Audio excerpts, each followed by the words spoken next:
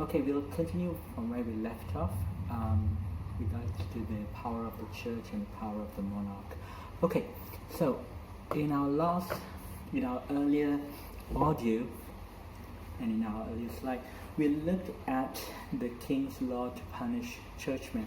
So in 1164, to pick up where we left off, in 1164, the church made a law saying churchmen who were found guilty under church court were punishable under the king's court.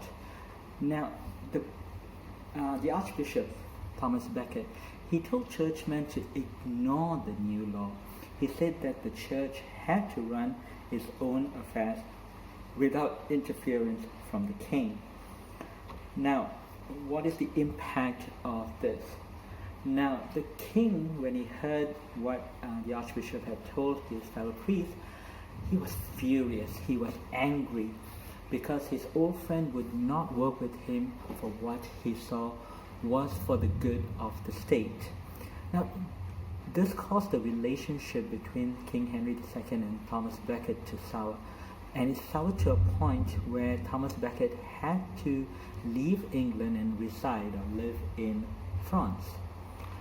Years later, a reconciliation took place in 1170. King Henry II and Thomas Becket patched up their quarrel and became friendly again. King Henry even allowed Becket to return to England and take up his position as the Archbishop of Canterbury. Now, King Henry was away in Normandy, and while he was away, and once Archbishop Thomas Becket was in Canterbury, Becket promptly excommunicated, which means banished from the church, the bishops who had sided with the king by adhering or obeying to the king's new law in 1164. So he excommunicated all these bishops who sided with the king. Now, news about this was brought before King Henry II, who was in Normandy, and when he heard about what Thomas Becket had done, which is excommunicating the bishops who had sided him, King Henry II was very furious. He was angry when he heard what Thomas Becket had done, and therefore he decided to do something about it. He just went raging mad. The angry king said this: "Will no one rid me of this troublesome priest?" He just said that, out of his anger. He was saying, "Will no one rid me of this troublesome priest?" Pretty much like how when we get angry with someone, we would go about and saying, "Oh, you know what, I wish you were dead," but you don't really mean it, do it.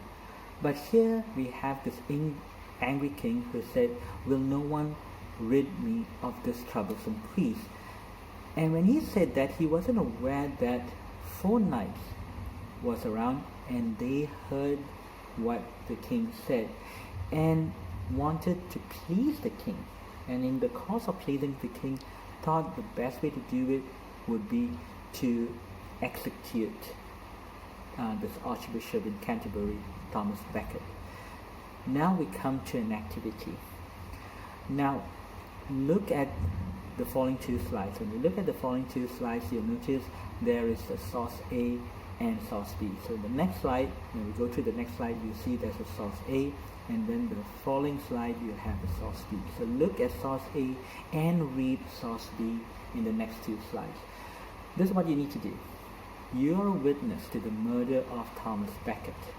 You need to write a letter to King Henry II explaining to him what had happened. Now, for my students in GLC Year 7, you need to take out your long book and basically write that story out. Write the letter. You need to write the letter, and you need to submit it to me on Friday, 3rd of April 2020. So do that.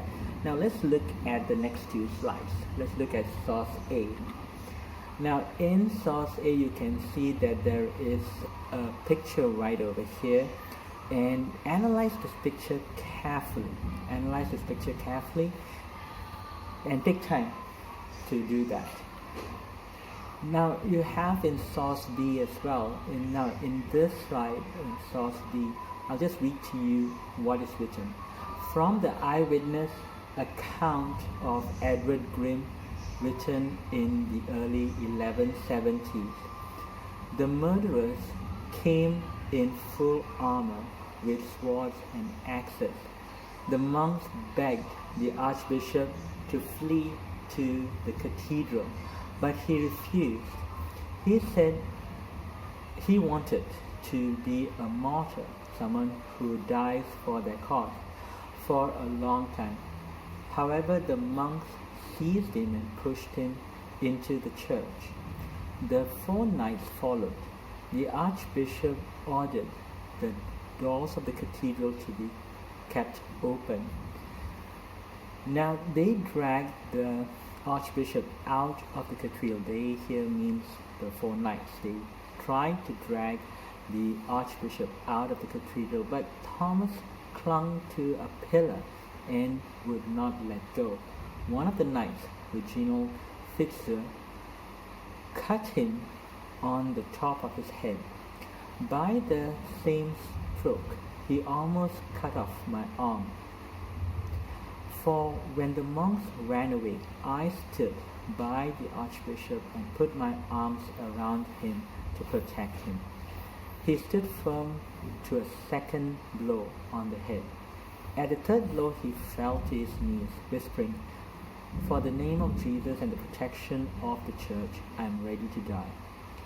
Roger Britto gave him a terrible blow as he lay on the floor. Hugh Murlock put his foot on Becket's neck. He scattered blood and brains across the floor, shouting to the others, "Let us go. This fellow will not be getting up again." Okay. So we'll go to the next slide.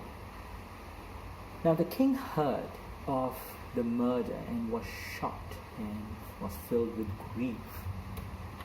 He had said, indeed, "Will no one rid me of this troublesome priest?" Now he said this in anger, but never intended for this murder to happen. In 1174, to show how repentant he was and how sorry he was for this whole affair, the king went to Canterbury. He walked barefoot through the streets to Thomas Becket's tomb. He walked slowly, and the bishops whipped his back as he went. That ends our lesson for today. Thank you.